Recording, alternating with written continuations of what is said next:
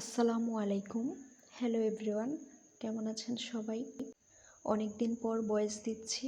অনেক বেশি ব্যস্ত থাকার কারণে রেগুলার ভয়েস দিতে পারছি না, যার কারণে বেশি একটা ভিডিও আপলোড করা হচ্ছে না আর কি। যাই হোক, আজকে আমি রান্না করছি 2 রকমের সিম। তো এটা হচ্ছে বরবটি, যদিও আমাদের আঞ্চলিক ভাষায় আমরা এটাকে লচ্ছই বলে থাকি। আর ওপর চুলায় আমি ওই যে সিম দিয়ে আলু দিয়ে রান্না করছি।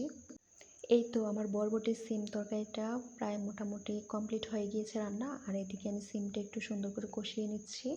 এটাও প্রায় কষানো হয়ে গিয়েছে, যদিও আমি তরকারিটা 80%ই আমি কষানোর মধ্যে সিদ্ধ করে ফেলি, আর 20% আমি একটু ঝোল দিয়ে ভালো করে রান্না করে নিই, এই আর কি।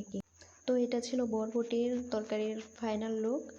আর এখানে আমি আমার ছোট ভাইয়ের জন্য একটা ডিম ভাজি করে নিচ্ছি।